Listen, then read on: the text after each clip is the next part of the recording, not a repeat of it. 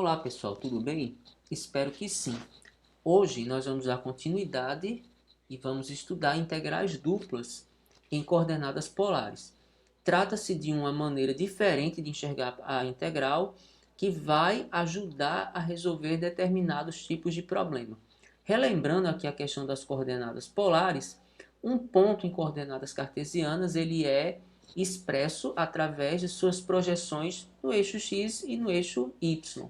Mas nós poderíamos representá-lo por um valor que é a distância desse ponto em relação à origem e um ângulo, que é esse segmento de reta que a gente traça da origem até o ponto, forma com o eixo x. E aí, se nós formos representar o ponto por essa forma diferente, nós vamos ter que relacionar essas duas maneiras de expressar o ponto, de expressar tudo que tiver expresso nesse plano, né? E aí, usando relações básicas da trigonometria, nós podemos olhar para o triângulo retângulo aqui, o cosseno de θ é x sobre r, então x é r cosseno de θ, o seno de θ é o cateto oposto, y sobre hipotenusa r, que reescrevendo dá y igual a r seno de θ, e do teorema de Pitágoras, x ao quadrado mais y ao quadrado igual a r ao quadrado. Então a gente vai tentar refazer aquele caminho que nós fizemos para calcular a integral dupla, usando agora coordenadas polares. Então lembre-se que havia o quê? Uma superfície que ficava acima de um retângulo.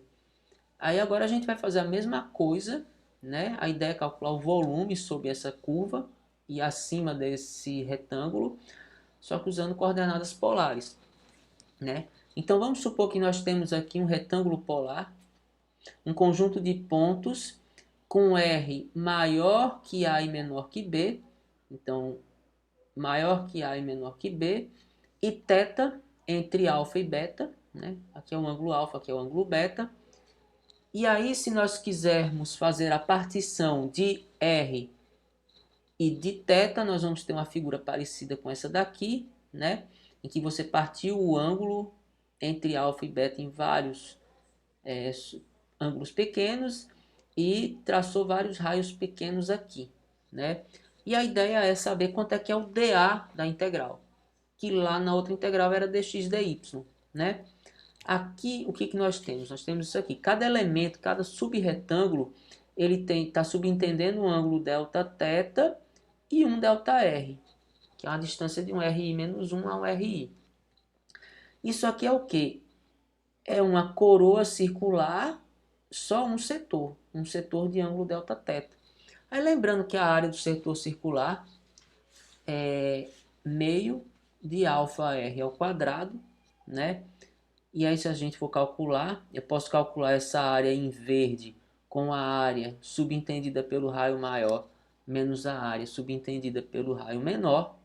Então vai ser meio alfa vezes o raio maior ao quadrado, menos meio alfa vezes o raio menor ao quadrado, né? Colocando o meio alfa em evidência, o ângulo alfa é o ΔθJ, e o r ao quadrado menos r ao quadrado é o raio maior ao quadrado, RI, menos o RI menos 1 ao quadrado, né?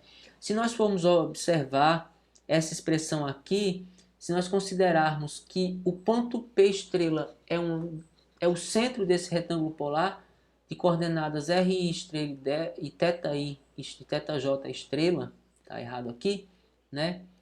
Nós teremos essa expressão aqui, e aí nós podemos pegar esse meio RI ao quadrado menos meio RI menos 1 ao quadrado e fazer uma fatoração, né?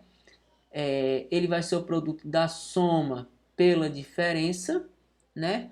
A soma sobre 2 corresponde a média aritmética entre esses termos, que vai ser o raio médio, que é o RI estrela, e a diferença vai ser um RI ΔRI, né? Então você vai ter um RI estrela, ΔRI e ΔθJ. E aí quando nós pegamos lá na soma de Riemann e substituímos, né, a função, que era uma função de xy, substituindo o x pelo r cosseno de θ e o y pelo r seno de θ, do ponto, no caso, P estrela. e o delta A e J, que é um R, delta R e delta θ.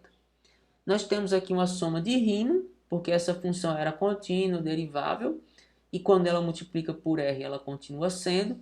E aí, quando a gente toma o limite de uma soma de Riemann com o número de partições tendendo a infinito, nós temos a integral. Então, essa integral aqui, da função escrita em função de R e θ, R dr dθ, é a mesma integral dupla que a gente tinha antes, né? Então, você pode escrever uma integral de uma função desta forma aqui, né?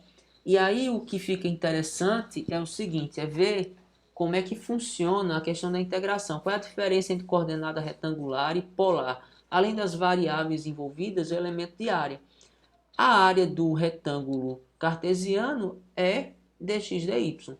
A área do retângulo polar é r dr dθ. E é isso que vai mudar aqui esse termo na integral de uma para outra representação.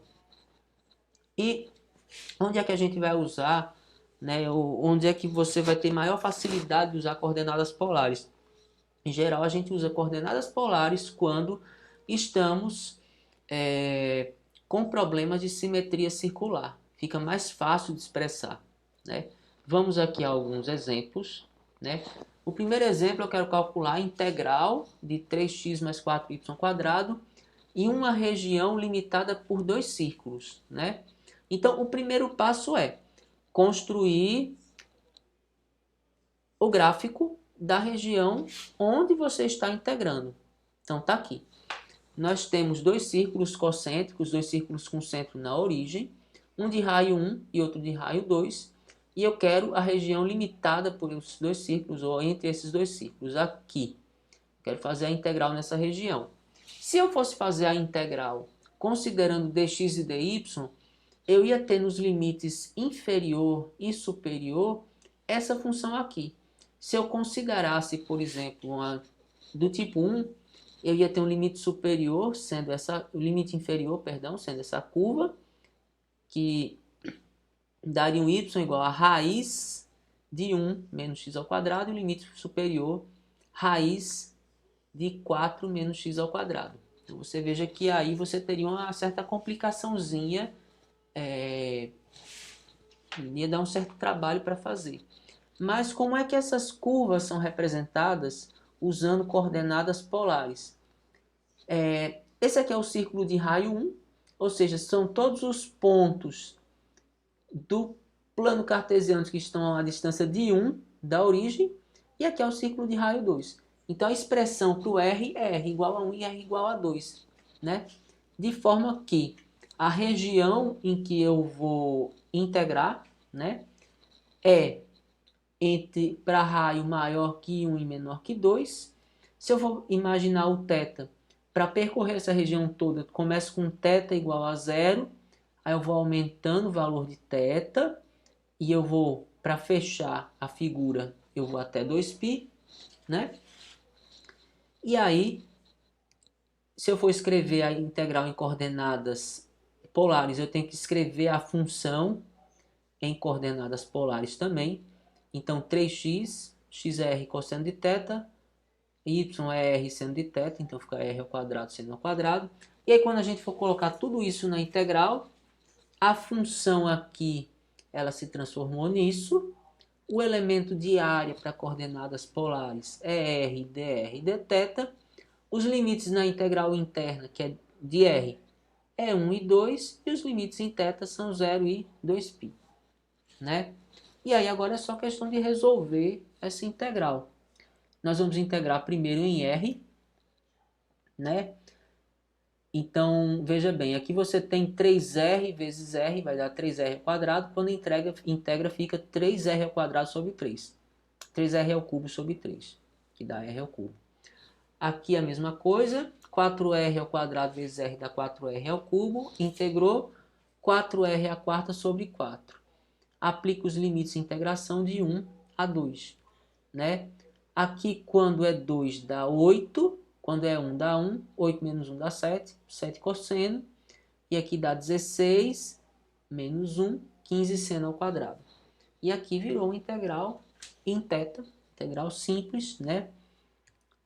Lembrando que para resolver esse tipo de integral trigonométrica, a gente lembra que seno ao quadrado é 1 menos 2 cosseno 1 menos cosseno de 2 θ sobre 2. Integrando, integral de cosseno é seno.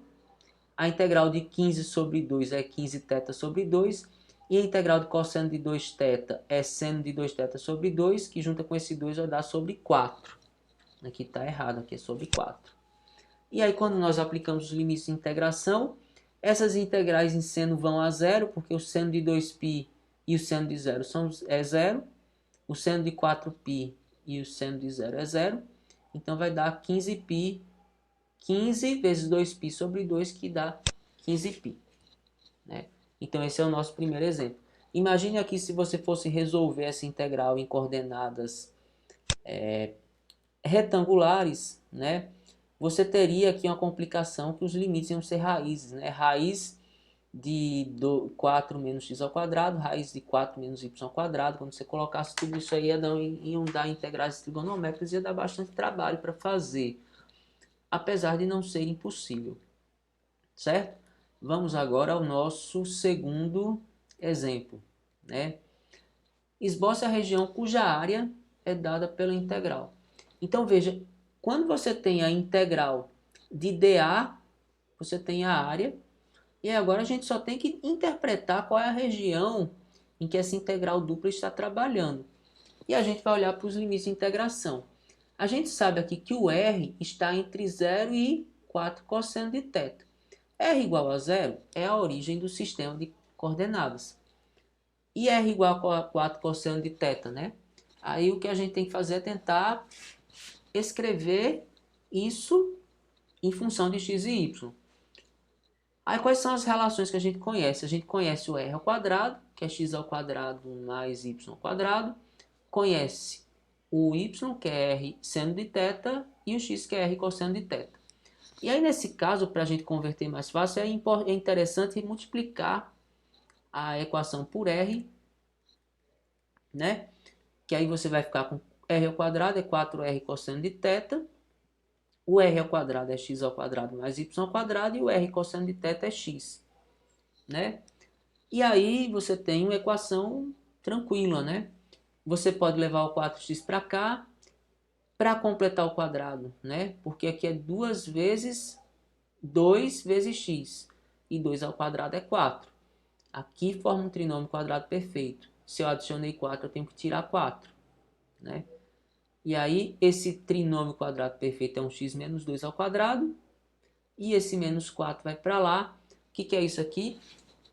Essa curva é um círculo com centro em 2 e 0 e raio 2.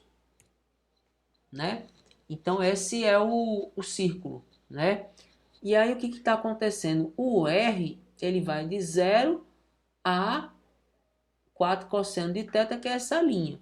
Então, o R ele vai daqui da origem para os pontos da circunferência. Agora, será que vai ser esse círculo todo? Quem vai nos dizer é o θ. O θ começa em 0, que está aqui, ó. Para θ igual a 0, o ponto é esse. É só fazer as continhas, ó. 4 vezes cosseno de 0 dá 4, que é aqui. E aí o que acontece? Quando você vai crescendo o R, ele vai percorrendo essa parte aqui do círculo, a parte superior, e quando ele chega em π sobre 2, 4 vezes cosseno de π sobre 2 é 0, ele chega de volta aqui na origem.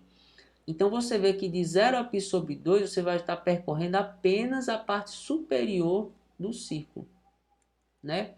Então essa é a região onde está acontecendo essa integral. E se eu resolver essa integral, eu vou encontrar justamente a área dessa região, porque aqui eu não estou integrando função nenhuma, estou integrando só o elemento de área, certo?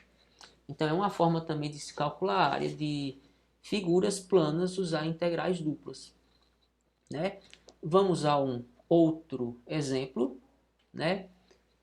Para calcular essa integral iterada, convertendo para coordenadas polares. Bom, isso aí ele poderia nem pedir para converter para coordenadas polares, porque a ideia, quando você pega uma integral dessa, é que você percebe que isso aqui tem a ver com a equação de círculo, pela estrutura que tem aqui, é interessante fazer a conversão para coordenadas polares. Então vamos começar a interpretar. Bom, o x vai de 0 a essa expressão aqui, né? Aí, bom, vamos ver como é que é essa expressão aqui. Eu vou elevar ao quadrado, mas lembrando que x é um resultado de uma raiz quadrada positiva, ele vai ter que ser maior ou igual a zero, né? E aí quando a gente eleva ao quadrado, você vê aqui que trata-se claramente de uma equação de círculo.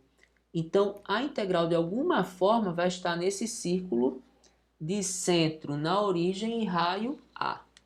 Bom, e aí? Mas será que é o círculo todo, que é só um pedaço? A gente tem que olhar as outras informações contidas nos limites de integração. Ele está falando aqui que x vai de 0 à raiz positiva. A raiz positiva é esse lado aqui da curva, né? Então aqui no caso para x eu só quero o lado positivo, né? Aí em y ele disse que a integral vai de menos a até a. Então o que acontece? Todo o semicírculo do lado direito vai estar ocupado pela região de integração. Se por exemplo fosse aqui de 0 a a, você estaria ocupando apenas a parte superior, né? No caso o primeiro quadrante, né? E assim sucessivamente.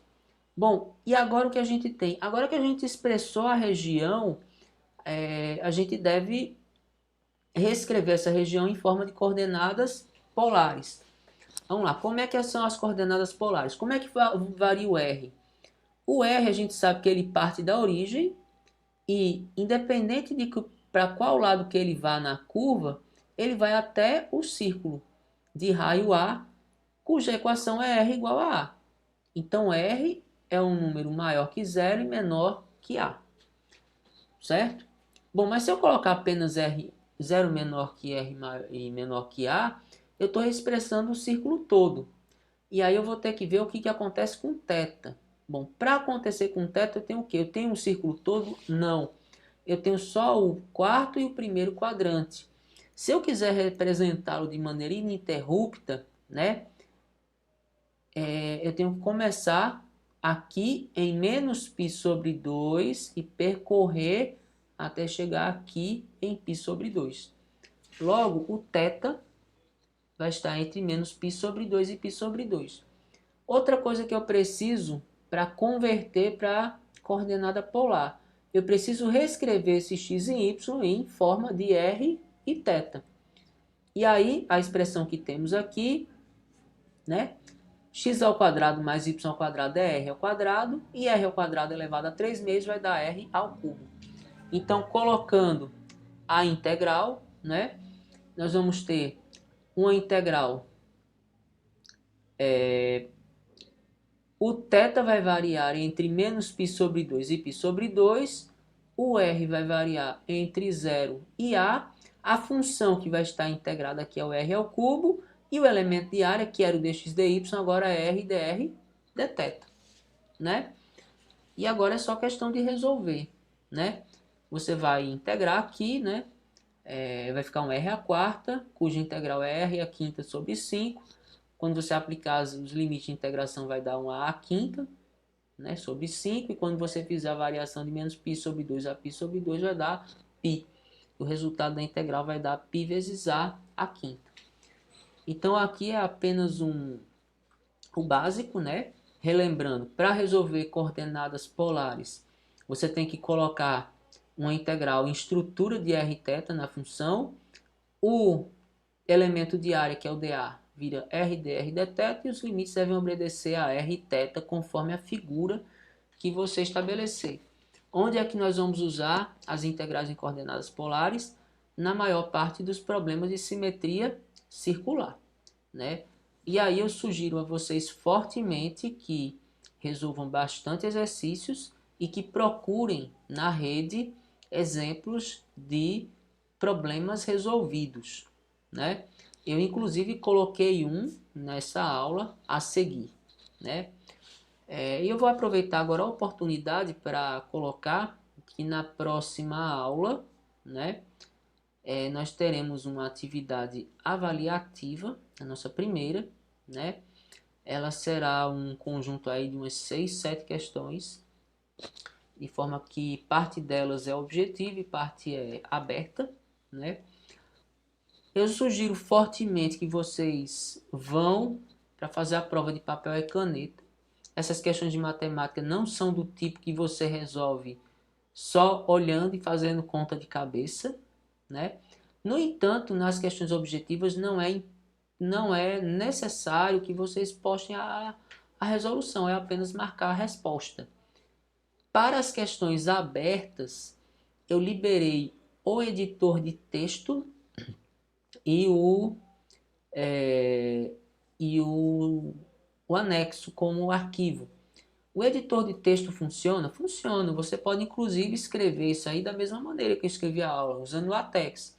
Agora eu acredito que a imensa maioria, quem sabe todos não saibam nada de LaTeX e não vale aprender LaTeX só para fazer uma lista de exercícios, né? É algo que demora um pouco a aprender. Então eu sugiro vocês que aqueles que não sabem LaTeX podem fazer a resolução no papel, tira uma foto e posta a foto da solução, que é o suficiente. A foto tem que ser grande, pequena, o importante é que a foto seja de um tamanho, com a nitidez, que eu consiga entender o passo a passo que você usou para resolver o problema. Então, bons estudos a todos.